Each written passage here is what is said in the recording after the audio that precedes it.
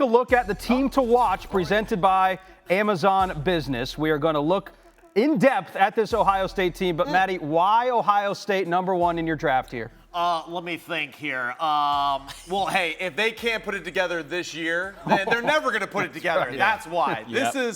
If Michigan was the team of destiny a year ago, then Ohio State is the team of destiny in the Big Ten this year. I really do believe that. I feel like with Chip Kelly as the offensive coordinator, there's no more excuses for Ryan Day. The offense is going to be explosive. I was watching UCLA's offense, right, from a year ago. I got to tell you, people are open everywhere. Yeah. Okay? Will Howard is going to ball out. Any of the quarterbacks who play in this offense. Up-tempo? Up-tempo, for sure. And not only that, too, but, like, you know, this young freshman receiver. Woo. Oh Jeremiah my God. Smith. Yeah. Jeremiah. Okay, America, get used to this young man because he is going to replace Marvin Harrison and be an explosive playmaker from day one. And not only that, too, I think a very favorable schedule throughout the year, right, that they can manage. The defense has a lot of returning players. Sawyer is back. JT Tuamalo is back at the defensive end position. I feel like they'll be really good at just getting after the quarterback more consistently than they were a year ago. And, yeah, I just really don't think that there's anyone that can get in their way, right, from the success they want to have this year. I mean, the defense returns 10 It's silly. Yeah. 14 players who saw 300-plus snaps. And then we're looking over here at the top returners. Travion Henderson, he's highlighted. But don't forget about Quinshawn Judkins, who they brought in from Ole Miss. Just a dynamic running back. What about safety, though, too? Oh, yeah, hey, we just bring in the best safety in the country, too. Secondary's right? unfair. Caleb Downs is awesome.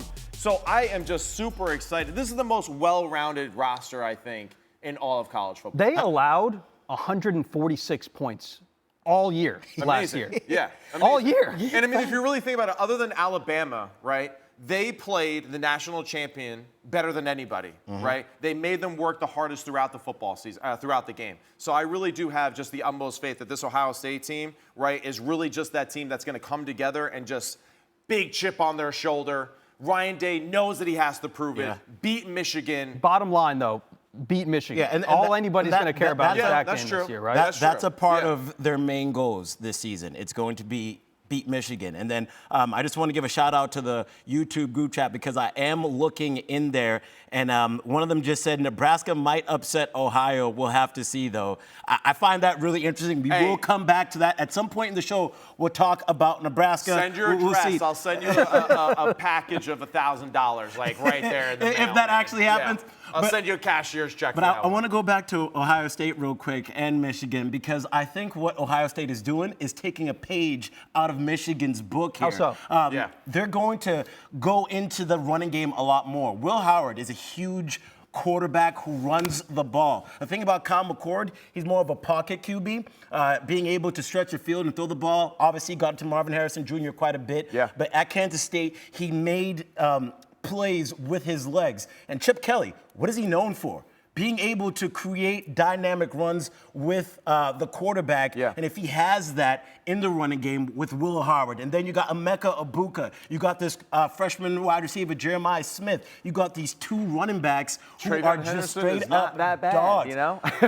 I think they're going to be running the ball a lot like Michigan, and they might even have some games where they throw the ball maybe once or twice in the first half or second half. Well, I'm excited for them, too, because I feel like that with Chip Kelly as the offensive coordinator, they're going to have a great mesh of, like, the finesse also with the physicality. And I think that's something they had trouble kind of meshing a year ago. They really didn't have a great identity offensively. You know, injuries at the running back position absolutely hurt and devastated their offense throughout the season. But I think Will Howard, his ability to throw outside the numbers consistently, too. Like, you go back to that Texas game, there's a lot of big, powerful throws outside the numbers against a really good Texas secondary. Right. And he really just made them look super easy. And then you're right, like, his movement and his athleticism in the pocket, his ability to be just big and strong in the pocket, too, in the Big Ten. I just think they got all the things, like, the stars are aligning for them to be successful this year. A lot of people are saying championship or bust. Ryan Day is 56-8. Yeah. In his 5 years at Ohio State. too 3 bad. of those losses obviously coming to Michigan.